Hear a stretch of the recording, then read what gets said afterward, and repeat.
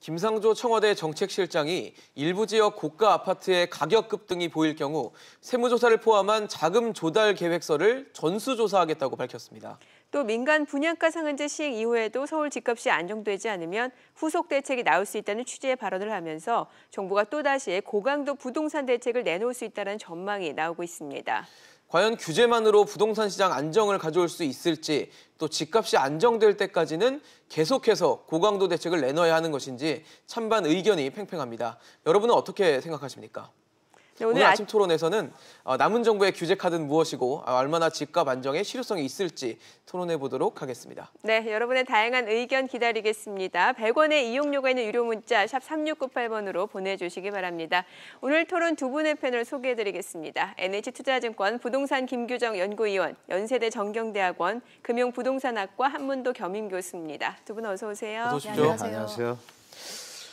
김상조 실장이 부동산 규제를 강화하겠다라는 취지의 발언을 했습니다. 가격이 지나치게 많이 오른 고가 주택에 대해서 어떻게 집을 사는 이 자금을 조달했는지를 전수조사하겠다라는 내용인데 어떻게 보셨어요? 교수님 어떻게 보셨습니까?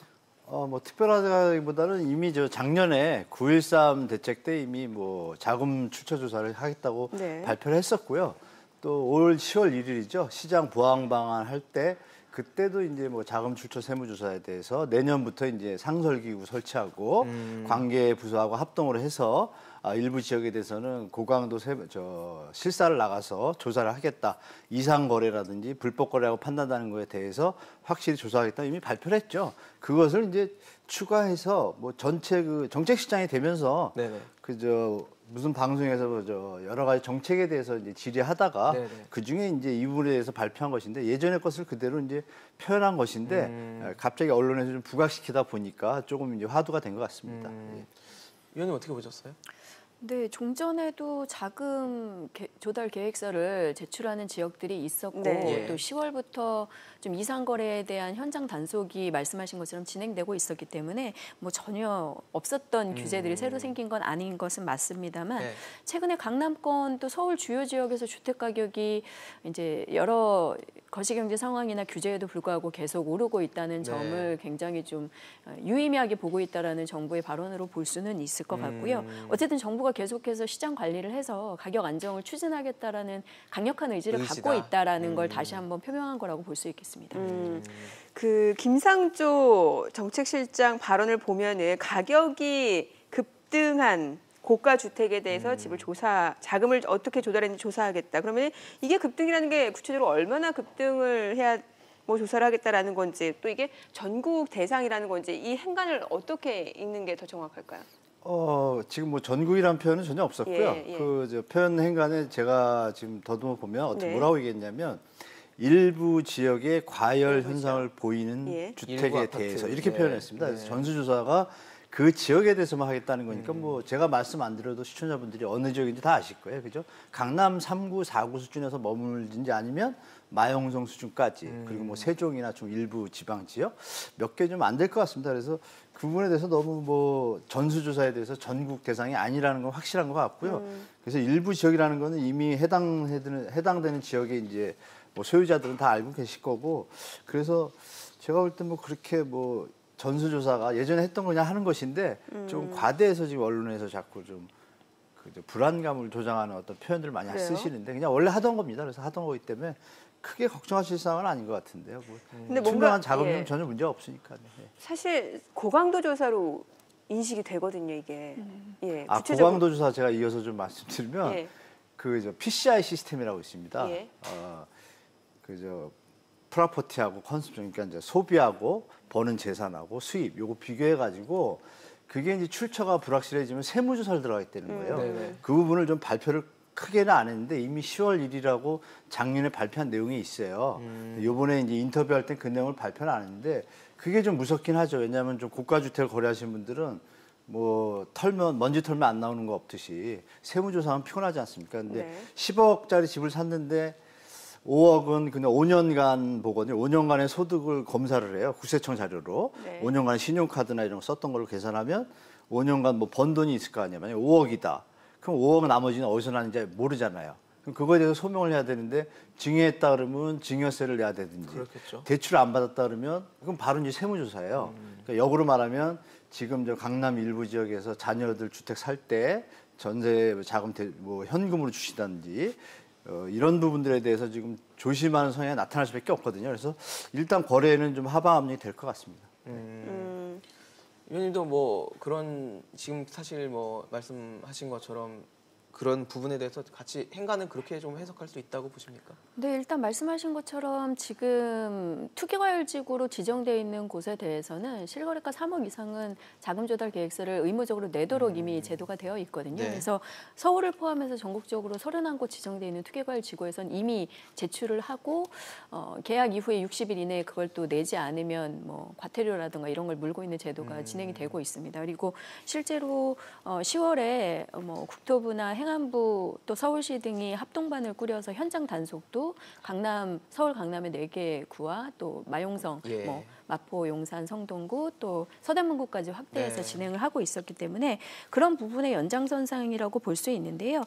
일단 뭐 시장에 미치는 영향도 영향이지만 제가 볼 때는 어쨌든 이제 소명 가능한 정확한 자금으로 뭐 편법 증여나 이런 거 없이 조달한 자금이라면 문제가 없을 것이기 때문에 제출한 자금 조달 계획서에 대해서 전반적으로 좀 더 관리를 하겠다라는 것은 일단 제도적으로는 문제는 없다고 보여집니다. 근데 이제 시장에서는 말씀하신 것처럼 좀 더 이런 고가 주택을 거래한 연령대가 좀 낮은 매수자라던가 혹은 현금이나 차입금, 뭐 대출금 같은 것들을 많이 사용한 거래에 대해서는 상당한 심리적 압박을 받을 수는 있고 실제로 현장에서는 이 부분을 관리 강화한다고 하면서 최종 계약 이제 잔금 처리를 뭐 포기한다고 하거나 이런 사례도 조금 나타나기는 하는 것 같습니다. 그래서 실제로 만약에 정부가 그런 식으로 현장 거래나 좀 이런 과도한 고액 거래 같은 거를 조금 진정시키려는 의도에서 진행 내지는 발언을 하고 있는 거라면 약간은 시장에 영향을 미치고 있는 것으로 볼 수 있겠습니다. 네. 뭐 사실 지금 말씀하신 것처럼 지금 투기과열 지구에서 실거래가가 3억 원 이상인 집에 대해서는 이미 자금 출처에 대해서 확인을 받고 있는 상황이면 지금 아직 뭐 정확한 일부 지역이라는 게 어딘지 또 어느 아파트에 대해 할지는 아직 모르지만 그럼 어느 정도는 이미 다 적용을 받고 있다. 뭐 추가적으로 지역이 늘어나거나 할 가능성은 그렇게 높지 않다라는 생각도 좀 들거든요.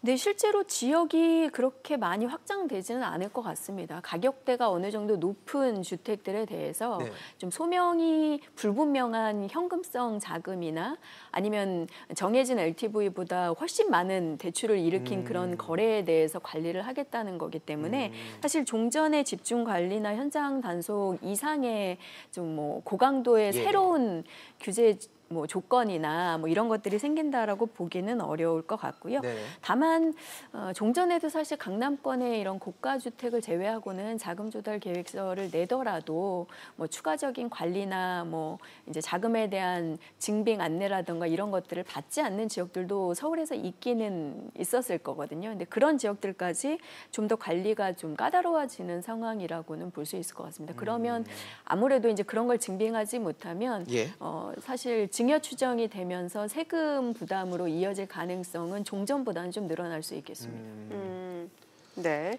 자, 그런데 이 고가의 주택을 사는 게 뭐 특히 이제 부모의 도움을 받아서 고가의 주택을 사는 게 뭐 불법도 아니고 악도 아니고 뭐 적절하게 증여세도 냈고 또 세금도 냈다라고 하면은 이게 나쁠 게 없는데 문제는 이제 집을 이렇게 샀다고 하더라도 정부가 다시 전수조사를 해서 뭐 어떤 조치나 규제를 한다라고 했을 때 혹시 이중과세 이런 논란은 없는 전혀 걸까요? 해당 안 됩니다. 뭐 자기가 적법하게 샀는데 그걸 뭐 나라가 무슨 뭐 신도 아니고 적법하게 다 한 것을 누구 손댈 거 없습니다. 다만 이제 이번에 국감에서 발표가 됐죠. 모 의원이 발표한 내용을 보면 뭐 다운 계약이라든지 업 계약 그리고 이제 지연 신고, 미신고 뭐 여러 가지 뭐 사례가 많이 있습니다. 그래서 아까 말씀 주신 것처럼 그 이상 거래가 좀 몇 개 있거든요. 그런 부분들은 이제 데이터는 이미 축적이 돼 있죠.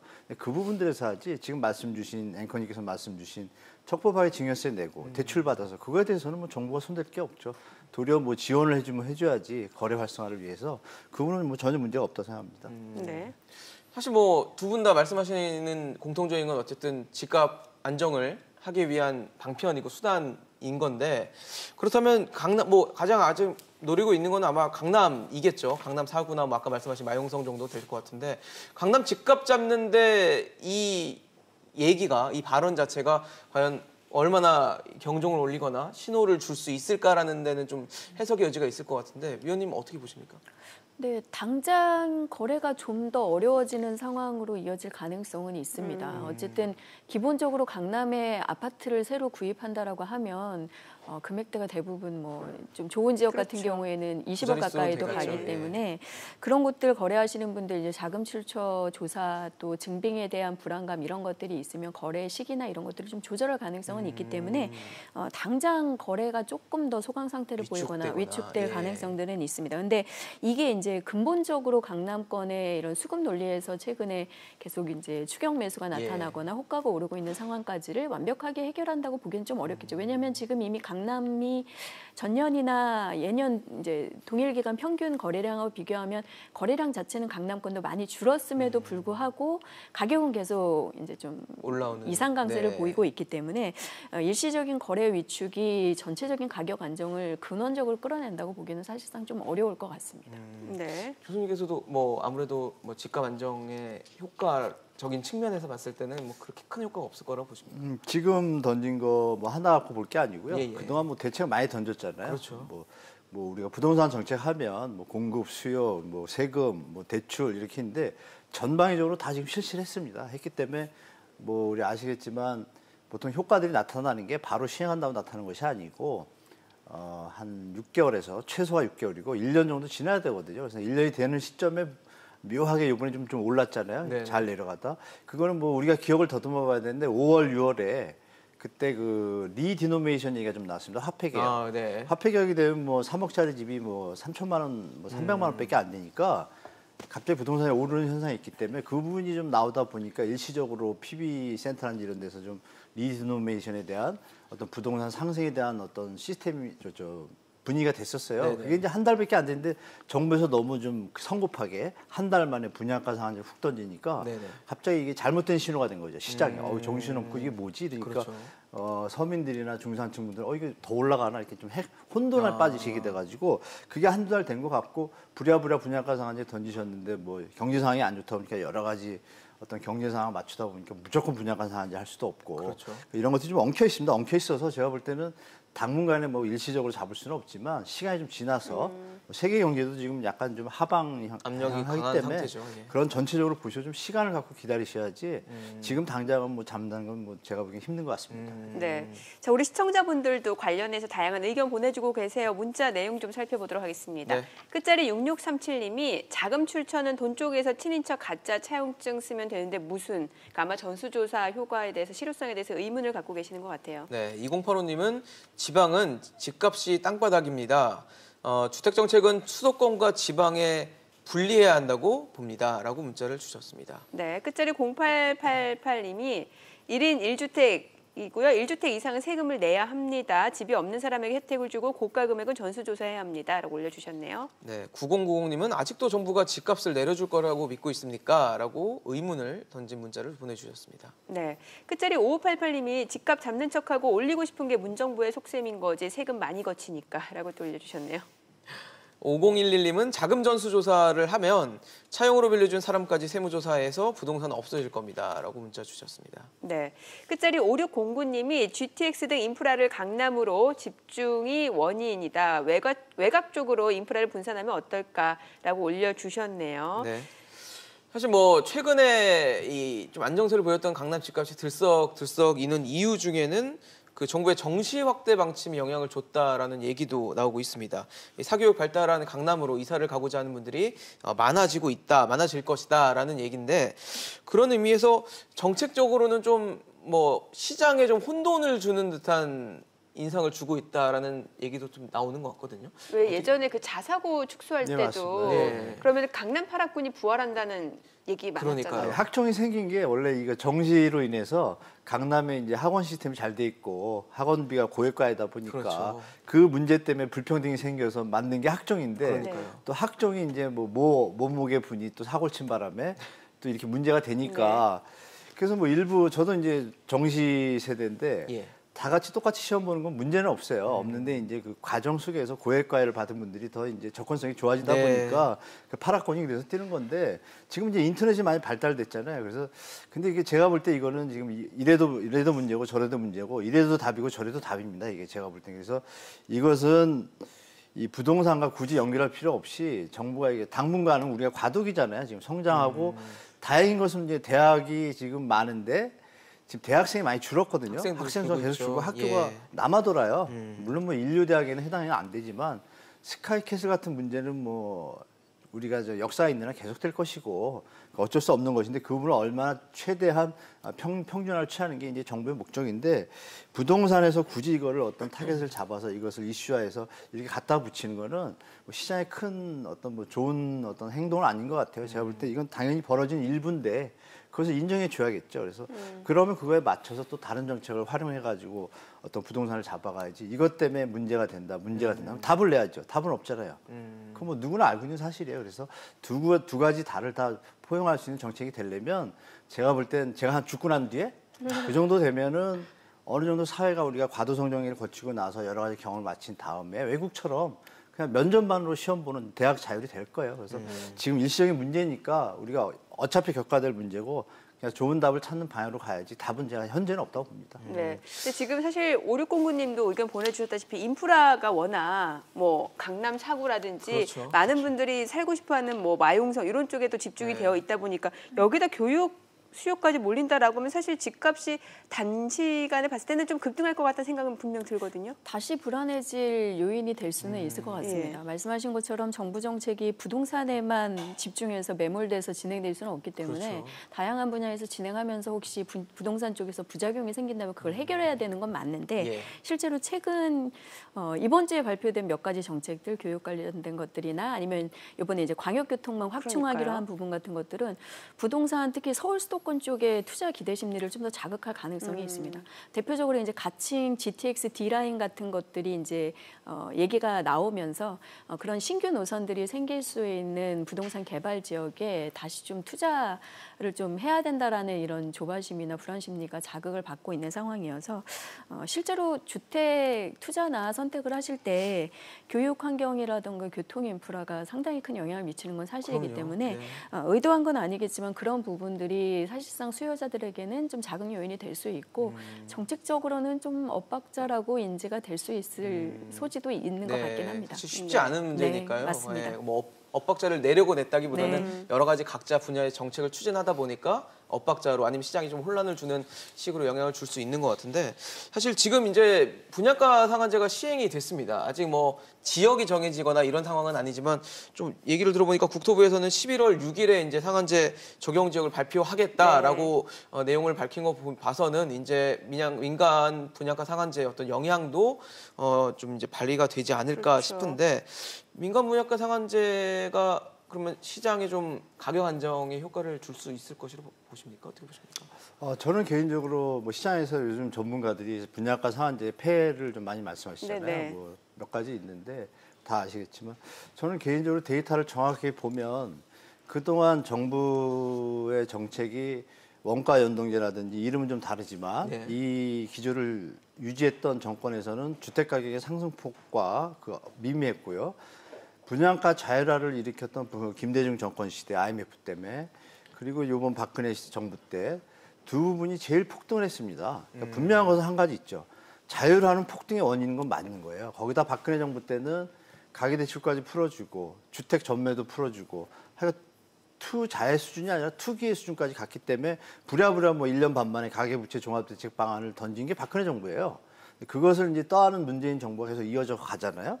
어쩔 수 없죠. 당분간 이 문제는 시간이 지나 풀어지는 것이고 분양가 상한제를 던졌을 때 문제는 뭐냐면 주택 공급 감소가 몇 년 뒤에 또 나타나지 않습니까? 건설사들의 수익이 떨어지니까 이런 부분의 조율을 위해서 정부가 고민을 하고 있어서 그동안 계속 들고만 있었는데 시장이 자정작용을 하지 못하고 자꾸 왜곡되게 움직이다 보니 정부에서 좀 고민에 빠진 거죠. 빠지고 또 경제 성장률이 뭐 아시겠지만 2.0%하고 1.9하고는 차이가 많잖아요. 그러니까 기재부 장관 입장에서 홍남기 장관 입장에서 2.0을 달성하고 싶은데 분양가 상한제는 바로 뭐 0.23% 빠지니까 그런 경제 성장률에 대한 어떤 부처 간의 이견 이런 게 또 시장에는 뭐 반목이다, 불하다 이렇게 그렇죠. 나타나도 잘못된 신호를 주니까 더 헷갈리는 거예요, 시장이. 그래서 제가 볼 때는 뭐 이런 부분에서 분양가 상한제를 핀셋으로 결국은 정했잖아요. 그렇죠. 부득이하게. 뭐 말은 돈까지 던져놨는데 싸움을 뭐 부부싸움을 밖에다 터져 이런 복잡한 어떤 정황이 있고 게다가 총선이 있잖아요.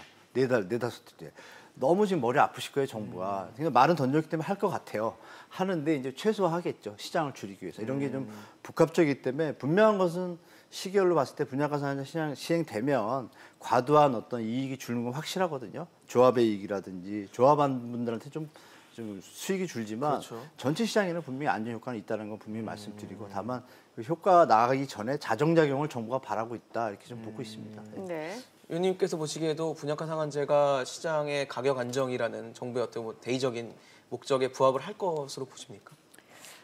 제가 볼 때는 사실 충분한 양의 상한제 주택 공급이 좀 확실시 되거나 네네. 하지 않으면 효과가 그렇게 근본적으로 나타나기는 좀 쉽지 않은 상황입니다. 종전에 보면 사실 상한제가 공급됐을 때 말씀하신 것 같은 공급 이제 축소 같은 사실상 부작용 같은 것들도 발생을 했었던 게 사실이고 또 상한제 공급을 통해서 이제 좀 저렴하게 시장에 공급됐던 상품들이 나중에 시세 형성이나 아니면 출고 가격 때는 시장의 수급 논리에 따라서 또 가격이 주변 시세만큼 따라 올라간 경우가 일반적으로 많았기 때문에 정부가 의도하는 게 실질적인 가격 하락이라면 그 부분을 달성하기는 쉽지 않을 거다. 다만 제가 볼 때는 정부 의도가 최근에 이제 서울 강남권을 중심으로 한 재건축 사업들이 다시 또 오랜만에 활발하게 진행이 되면서 시장에 약간 투기적인 이런 바람이나 또 기대 심리도 자극을 하고 있는 거기 때문에 재건축 조합들에서 사업 추진과 함께 나타나고 있는 최근의 가격 급등이나 이런 것들을 좀 제어해 보고자 하는 게 아니었나라는 생각이 듭니다. 그런 부분에서는 어쨌든 상한제가 역할을 어느 정도 할 수는 있기 때문에 재건축 시장을 중심으로 한 뭐 사업 속도 조절이나 가격 상승 조절 뭐 이런 것들은 어느 정도 나타날 것 같습니다. 네. 자, 시청자분들 계속해서 의견 보내주고 계시니까 문자 내용 조금 더 보도록 하겠습니다. 지금 정부의 고강도 정책으로 집값 안정이 되면 다행이지만 오히려 역효과가 있습니다라고 7789님이 올려주셨어요. 현금 부자만 로또입니다. 6959님은 서울만 국민입니까? 지방은 다 죽어가는데 아무런 대책이 없네요. 라고 문자 주셨습니다. 네. 자, 그리고 9700님이 박근혜 정부 때는 없는 사람도 대출받아서 청약 기회가 있었는데 지금 정부는 대출도 막아놔서 부자들만 경쟁자 없어져서 신난 거 아닌가요? 또 올려주셨네요. 또 8976님은 집값이 너무 올라서 서민들은 평생 집 사기 힘들어서 상실감마저 드네요. 라고 문자 주셨습니다. 네, 6009님이 좋은 인프라가 서울에 몰려 있어요. 예를 들면 세종문화회관 등 근교로 나오면 어떨까요? 라고 올려주셨네요. 그 인프라를 좀 확산시켜서 다른 곳도 좋은 인프라를 누릴 수 있게 하자라는 문자를 주셨는데요. 뭐 시청자 여러분들도 많은 문자 주고 계시지만 사실 정부가 현 정부 들어와서 뭐 9.13 대책도 그렇고 8.2 대책도 그렇고 꺼낼 수 있는 카드를 상당히 많이 꺼냈다. 민간 분양가 상한제까지 나온 상황이기 때문에 남은 카드가 있는지도 좀 궁금하고 있다면 뭐가 있을까요? 뭐 남은 카드를 얘기하기가 제가 쑥스러울 정도인데 하도 많이 해가지고 일단은 뭐 후분양제를 강력하게 실시하고 뭐 재건축 연한 뭐 늘리는 건데 이제 그거 한다고 되겠습니까? 뭐 매를 아기를 10대를 때렸는데 11대 때린다고 뭐가 나아지겠어요? 제가 볼 때. 그건 뭐 큰 의미가 없는 것 같고 그동안 던졌던 정책들이 뭐 아까 상식이고 김상조 우리 오늘 주제인 그 전수조사 이런 부분만 잘해도 시장에서 좀 과도하게 투기하려는 세력들이 좀 줄면 시장에 좀 자정작용을 거치지 않겠어요? 그래서 제가 볼 때 굳이 뭐 더 카드 던지면 더 헷갈릴 것 같고요. 그냥 이 상태에서 발표한 것만 제대로 하고 아까 좀 말씀 주신 광역교통망 이런 것도 제가 어제 댓글들을 보니까 뭐라고 뜨냐면 이것도 몇십 년 뒤에 될까 가다 없어질까 신뢰를 못 하고 있어요 정부에서. 그래서 이런 부분에 대해서 차라리 하던 것만 잘해도 그 뭐 또 위성도시 뭐 신도시 이런 부분에 문제도 해결되고 이렇게 가는 게 좋지 굳이 뭐 대책을 또 던지는 건 의미가 없다고 좀 판단하고 혼란만 가중시킬 수 그렇죠. 있다는 신뢰도가 더 이상해질 것 같아요. 제가 볼 때. 차라리 안 하고 하던 거 잘하면 될 것 같습니다. 제가 볼 때. 시장 경제에 맡겨라라는 의견도 되게 많아요. 그러니까요. 정부가 지나치게 규제하는 거 아니냐. 보세요?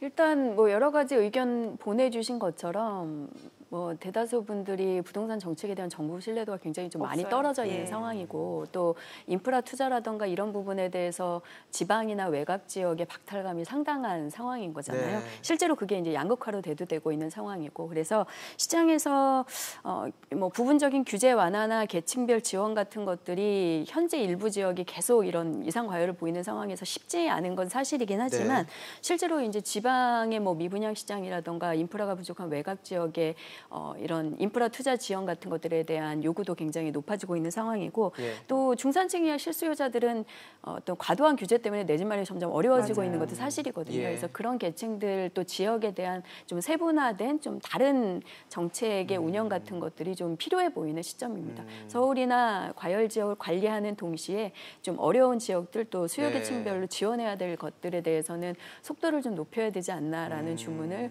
오늘도 또 해봅니다. 네, 알겠습니다. 오늘 두 분과 함께 이야기 나눠봤습니다. 한문도 교수 김규정 연구위원이었습니다. 잘 들었습니다. 고맙습니다. 감사합니다. 고맙습니다.